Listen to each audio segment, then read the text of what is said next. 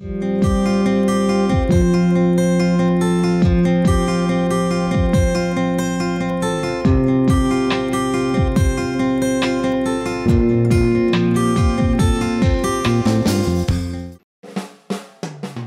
K.S. Ramakrishnan is working as an assistant professor, School of Education, Tamil Nadu Open University, Chennai 15.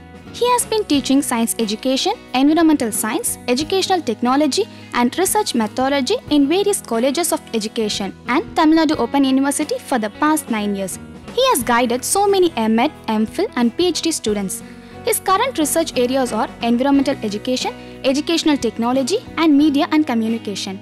He has conducted various workshops on ICT usage in education, Wiki Educator, e-content development, and educational research methodology. He had attended many online workshops on Moodle, learning analytics. He has published 6 books and many articles in national and international journals of repute. He regularly gives plenary and keynote speeches on environment and ICT related issues at various national and international conferences. He has delivered 28 episodes of the program Pudiyodor Ulagam at All India Radio, Chennai, related to various new developments in science and technology. Welcome to UGC CEC program. In this episode, we will discuss about rocks, minerals and soil formation. The major contents are as follows: rocks, minerals, soil and soil formation. So, first let us discuss about what are rocks. The rocks are solid materials that are made of one or more minerals. So, the rocks are in the solid form and they are made up of one or some other kinds of minerals. And there are 3 kinds of rocks: sedimentary, igneous and metamorphic. So, we will see one by one. So, the igneous rocks, they are the extrusive types and they are mainly coming from the lava or the magma. And then the sedimentary, as the name suggests, they are basically on the river beds or the soil and they are sediment. That means they are formed out of sediments and it will take millions of years for the formation of the sedimentary rocks. And then comes the metamorphic. The metamorphic means the recrystallization and deformation of any rock type by heating and pressurization. That means metamorphic means one kind of rock is converted into another kind of rock by the effect of heating and pressure, and therefore these are the major kinds of rocks and we will discuss them one by one. So, throughout the world, any rock that may come under any one of these 3 basic categories. We will discuss about the metamorphic rock. The metamorphic rock is rocks that have been changed by heat and pressure. So, here in this diagram you see the magma that is coming out, and by the pressure and temperature, because already it is at very high temperature and it is under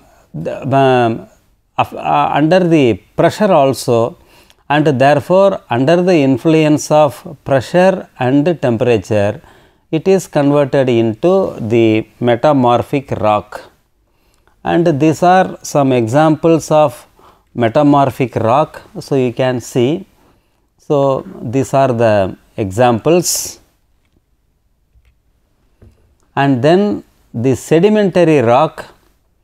The sedimentary rocks form when materials settle into layers and harden. That means layer on layer the materials are settling, and after a long time it will be converted into sedimentary rock. So, you look at the diagram, you can see various layers. So, you look at that, there are various layers are there. Each layer has been a sediment once upon a time, and one after another all the sediments are formed, and therefore, finally, that it is converted into a sedimentary rock. So, in any kind of sedimentary rock you can see the layer formation, that is the characteristic of the sedimentary rock. Any rock can become sedimentary if at the surface, and therefore, the one condition is that it has to be at the surface. And then comes the igneous rock. Igneous rock is a rock that was once melted but has cooled and hardened. That means it is basically coming from the lava or magma, and hot lava comes out from within the earth and is an igneous rock once cooled, and therefore, during the lava coming out, it is hardening after cooling and it will become the igneous rock. So, you are seeing the igneous rock in this picture, and therefore, the basic property of igneous rock is they are extremely hard and they are uniform, there are no layers at all and they are a single, and therefore, these are the three kinds of rocks. And now, how to identify the rocks? So, there are basically 4 parameters. On their basis, we are identifying the rocks. So, the first is the texture. Texture means the physical appearance and the physical properties, the color, the size and the hardness. So, these are the 4 kinds of parameters upon which we are identifying the rocks. And there is a scale called Mohs hardness scale. And how to apply the Mohs hardness scale? There is a procedure. We can test the hardness of rocks and give it a score of 1 to 10. That means, the Mohs hardness scale, that is a scale from 1 to 10. So, accordingly that we have to give the number, and how to provide the number, there is a procedure. Soft, if you are scratching with the fingernail, then we can give 1 or 2. That means, by the fingernail if you are scratching, if the scratches are made, then they are coming under the soft variety, and so we can give the number 1 or 2. And then comes the medium soft.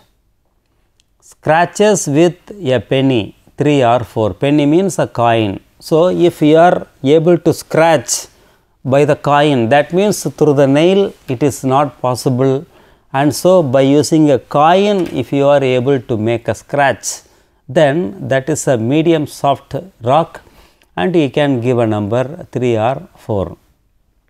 And then comes the medium hard. Scratches with a nail. So, even it is somewhat harder. So, by using a nail if you are able to put a scratch, then it will come under the medium hard, and you can provide a number 5 or 6. And hard will not scratch. So, by all these 3 means you are unable to scratch it, then it will come under 7 or 8. So, it is really hard. So, it is one basic scale upon which we can identify the hardness of the rocks. And then, now let us discuss the classification of rocks. As we have already discussed, the color, size, texture and hardness. So, these are the 4 parameters on which we can classify the rocks. And now, we will discuss about the minerals.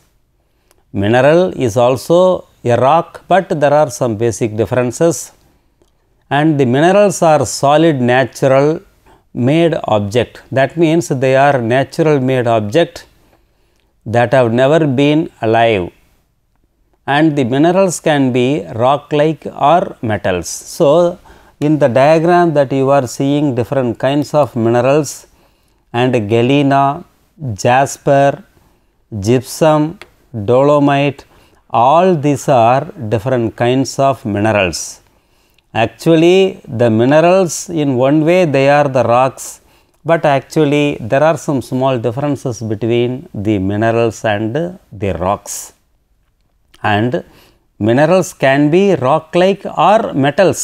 Sometimes metals also may be forming the minerals. So, these are some examples for minerals. Now, what are the basic differences between the rocks and minerals? So, there are some basic differences. The first difference, rocks are made up of minerals. That means the minerals are the basic ingredient of the rocks, and minerals are within all rocks. That means all the rocks are made up of minerals. The second point, the minerals in rocks are what makes rock look different from one another. That means the minerals are giving the look for the rocks. The basic differences between the rocks and minerals. Minerals, they are usually very pretty. For example, the feldspar or the cinnabar, all these are very shiny. They are very pretty and they has a shape, and they may contain the crystals. So, some of them are in the crystalline form and will not contain fossil.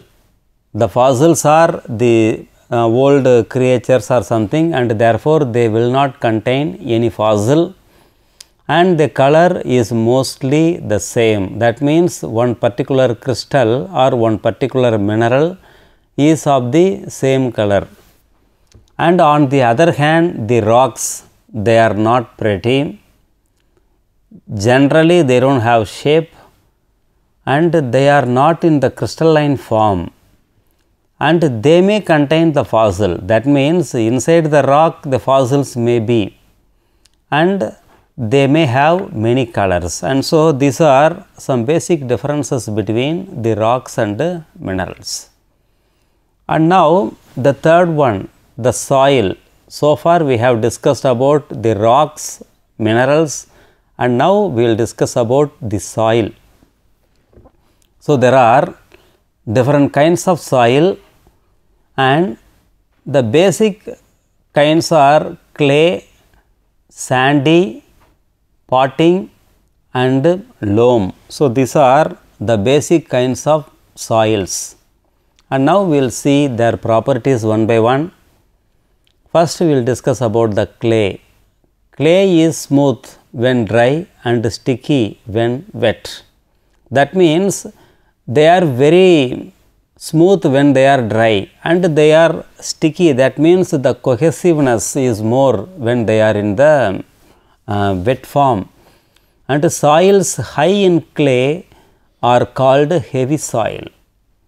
And clay also can hold a lot of nutrients, but does not let air and water through it well. That means, they may hold a lot of nutrient, but the major difficulty is that they will not allow water and air to pass through, and therefore, only some limited kinds of crops can grow in the clayey soil. So, these are the properties of the clay. And then comes the sand. The sand, when you rub sand, it feels rough. This is because it has sharp edges. Sand does not hold many nutrients. That means, the sandy particles, they are very sharp edges, and therefore, if you are putting sand and if you rub, then naturally very rough. And so, they are having sharp edges, but they may not hold much nutrients. And in sandy soil also, many crops cannot grow.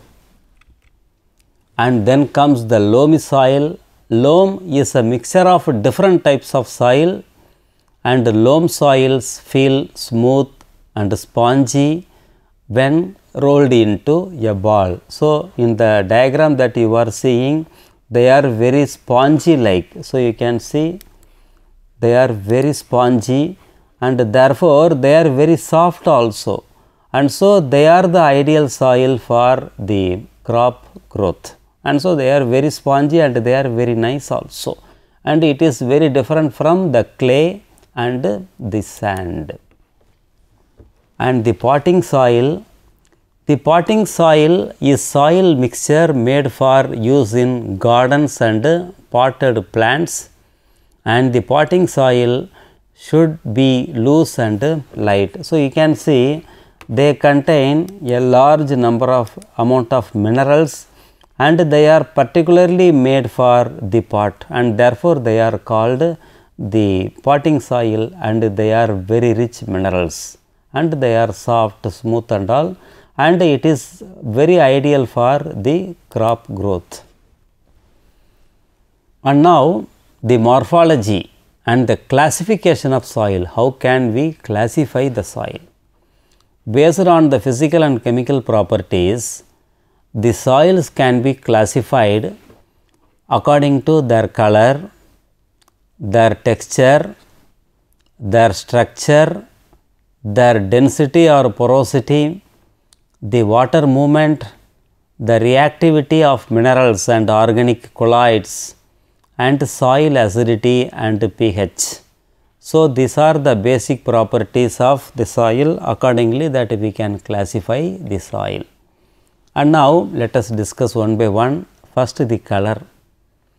The color means dark or grayish black, orange and grey color. So, these are some different kinds of the soil color. In the diagram that you can see somewhat orange and grey and some other sandy color. So, the color is a basic parameter of the soil. And the second one, the texture, sandy versus clayey. So, whether it is sandy, that means the crystalline, and clayey, somewhat sticky. And the third, structure, good or the poor structure. So, here you see this kind of soil, the structure is somewhat good, and here the structure is somewhat poor, and therefore, the structure of the soil, how structured it is, that is a third parameter.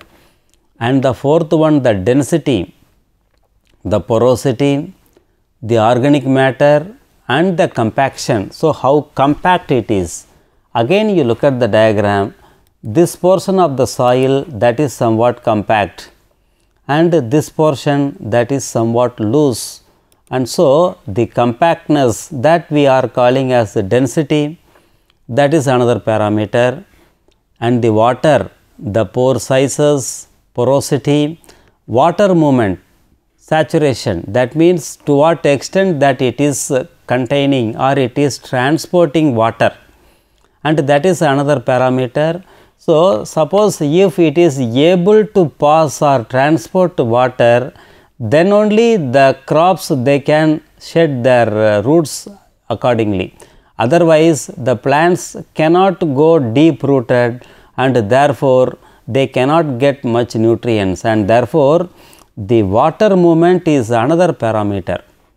And then comes the reactivity, the cation exchange capacity, that means the anions and cations. So, the soil wants nutrients. The nutrients are not in the natural form, they are in the ionic forms also. For example, hydrogen, sodium, chlorine, all are in the ionic form, and therefore, to what extent that the soil is able to exchange cations, that is another property. And the last is the acidity. There are two kinds of soil, acid and base. Acid means that is a COOH form, and basic means OH form, and nitric acid, sulfuric acid, hydrochloric acid, all these are coming under the acid category, and sodium hydroxide, potassium hydroxide, etc., they are the base, and therefore, the acidity is also another important property. The plant tolerance, that means to what extent the plant is able to tolerate. Certain plants are tolerating the acid and some other can tolerate the base, and accordingly the soil should be put up. And the buffering, the base saturation, all these are some basic properties for classifying the soil. And the soil formation, how the soils were formed, and the factors affecting the soil formation. There are some 5 basic factors. The first and foremost is the climate, and the second the organisms or vegetation, the third the parent material, the fourth topography, and fifth the time. So, these are the basic parameters for the soil formation. And first the climate, the temperature and precipitation, that means whether it is hot or humid or dry, and precipitation, how much rainfall. Second, the rates of chemical, physical and biological process, the rate, how fast or how slow. Cold, dry climates, weak to modest profile development, that means what type of climate, very cold or dry or weak or what kind of climate. Warm, humid climates, they are strong, deep profile development, that means the cold dry climates they form the weak development, warm humid climates they are forming the very strong deep profile development. So, the climate is one particular factor for the formation of the soil. And the second property is the physical weathering, that means it is breaking the rocks into small mineral particles. So, you look at that the physical weathering condition, because the wind is blowing, the sun is falling and the rain is falling, and so these are the physical weathering, and accordingly they are broken down into small mineral particles. And the chemical weathering, acid, base, because sometimes the acid rain or the base, so they are also affecting the soil. And because of the chemical, see here you see some red color soil. Red color soil means heavy amount of the iron, that means the iron is there, and therefore nickel, iron, cobalt, all these are weathering due to the chemical weathering. And so the chemical weathering is another property, and it dissolves and changes minerals at the earth's surface. Therefore, the chemical weathering is dissolving the salts and the decomposing the organic material, because the plants and animals they are also dying. It is a continuous process, and therefore, the decomposing the organic material from plants and animals mixes with the accumulated soil minerals. Here you can see some plant particles. So, here all these are the roots and all, and when they are decaying, that is also making the soil formation. And the parent material, the bedrock, it undergoes the weathering to become the regolith, that means the soil and saprolite. So, here this is the parent material, the bedrock, that is the parent material, and that is weathering to become regolith. Regolith means the soil and saprolite, and so this is the basic bedrock, that is also a factor. And the soil, the regolith, and the crops they are forming, and therefore, this is also contributing to the soil formation. You look at the diagram, the bedrock, the particles are bigger in size, and as you are moving above, here the particles are little bit small, and here further small, and here minute granules, and therefore, that is also a factor for the soil formation.